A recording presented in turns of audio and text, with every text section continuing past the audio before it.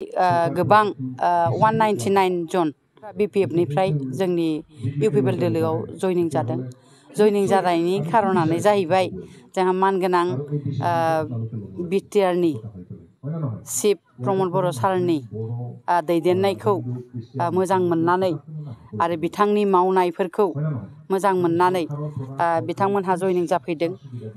जाय सरकारजों थाया बिथांमोनहा माने सुजुग सुबिदाखौ मोननो हाया। बेनिखायनो दिनै सरकारजों थाबासो गामि ओनसोलाबो डेभेलप जागोन होननानै बिथांमोनहा जयनिं जाफैदों।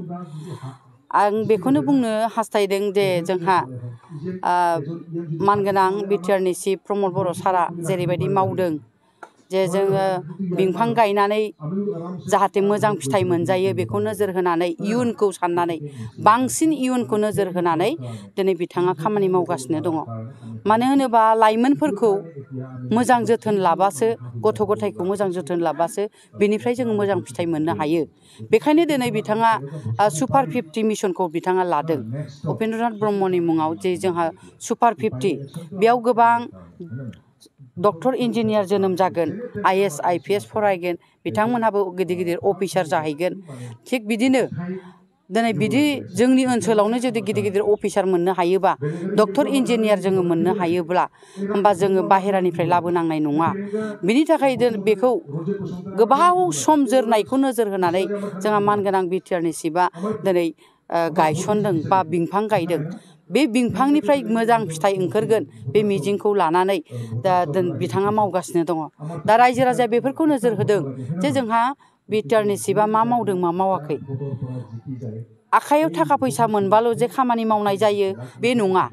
गामि ओनसोलाव डेभेलप जानांगौ, लामा सामा दंग' बान्दो मोजां जानांगौ, रैखाथि मोननांगौ, गिदिर गिदिर दैबाना बायदिसिना खुरखानायनिफ्राय रैखाथि मोननांगौ। नैबेखौ नोजोर होयो रायजो राजाफ्रा। मोजां नोजोर बेखौ नोजोर होनानैसो बिथांमोना सरकारा सोरबा माबायदि हेफाजाब होगोन बेखौ नोजोर होनानै बिथांमोना फैयो। दा गोबां गामि ओनसोलावनो जोंखौ जयनिं जानो इउपिपिएल दोलोनि दैदेनगिरि बिथांमोनखौ लेंहरो। जयनिं जानोसै जोंबो नोंथांमोनजोंनो थानोसै। जिहेतु जोंहा प्रमद बर' सारा मोजां खामानि मावगासिनो दङ। जोंनि गथ' गथायाबो सानसे डक्टर इन्जिनियार जाहैगोन, जोंनि फिसा फिसौआबो जाहैगोन। नैबे नोजोरखौ लानानै बिथांमोनहा आवगायबोदों। बयबो आवगायबोदों हेफाजाब होनो लैहोर लैहोर। दिनै माइन'रिटिल' नङा, गुबुन गुबुन हारि माहारिफ्राबो बयबो फैगासिनो दङ। BPF-ত আছিলোঁ, লগনৰ পৰাই আছিলোঁ। মই এথগতভাৱে থাকি পেলাই মই গভৰ্ণমেণ্টটো যিমানখিনি সহায় সহযোগিতা কৰিব লগা হৈছিল কৰিছিলোঁ। কিন্তু বিশেষ কিবা কাৰণত আমাৰ পাৰ্চনেল বা আমাৰ সমাজৰ কিবা প্ৰব্লেম চল্ভ নোপোৱাৰ কাৰণে আৰু মই ইমান দিনৰ ভিতৰত যিখিনি চালোঁ, আমাৰ এই ৰানিং গভৰ্ণমেণ্টটো যিখিনি কাম বন আমাৰ আগবঢ়াইছে, যি হওক ৰানিং গভৰ্ণমেণ্ট এতিয়া আৰু আমাৰ বিশেষকৈ সমস্যাবিলাকৰ কথাবিলাক সিহঁতে বুজি পাইছে। আৰু আমাৰ পাৰ্চনেলি আমাৰ জাতিগত সমস্যাবিলাক সিহঁতে অলপ মানে চোৱা চিতা ভালকৈ কৰি আছে। বিশেষকৈ আমাৰ লোকেলিটি এৰিয়াত যিখিনি আমাৰ বিশেষ সমস্যা আছিলে গৰাখহনীয়া, এই গৰাখহনীয়াৰ সমস্যাবিলাক যেনিবা নাইকিয়া কৰিছে আমাৰ এই ৰানিং চৰকাৰে। যি হওক আমাৰ মানিকপুৰ হওক, গুমৰগাঁও হওক, কলাংচুগুৰি হওক, যিখিনি গৰাখহনীয়া চলিছিলে ইমান দিন, গাঁওবিলাক নাইকিয়া হৈ গৈছিলে। এই আমাৰ ৰাইজৰ মানুহবিলাক বিনম্ৰভাৱে অনুৰোধ কৰাৰ সত্ত্বেও ইমান দিন আমি এইবিলাক সমস্যাৰ পৰা পৰিত্ৰাণ পোৱা নাছিলোঁ।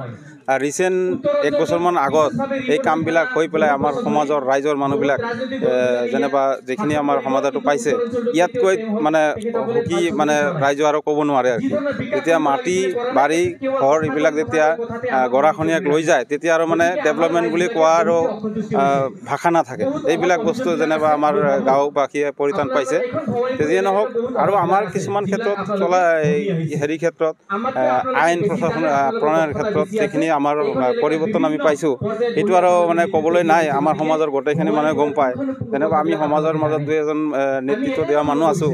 আমি বিশেষকৈ মানে সমাজটো যে অলপ মানে শান্তি শৃংখলাত আমি বসবাস কৰি আছোঁ, ইয়াতকৈ আৰু ধন্যবাদ দিয়াৰ একো নাথাকে।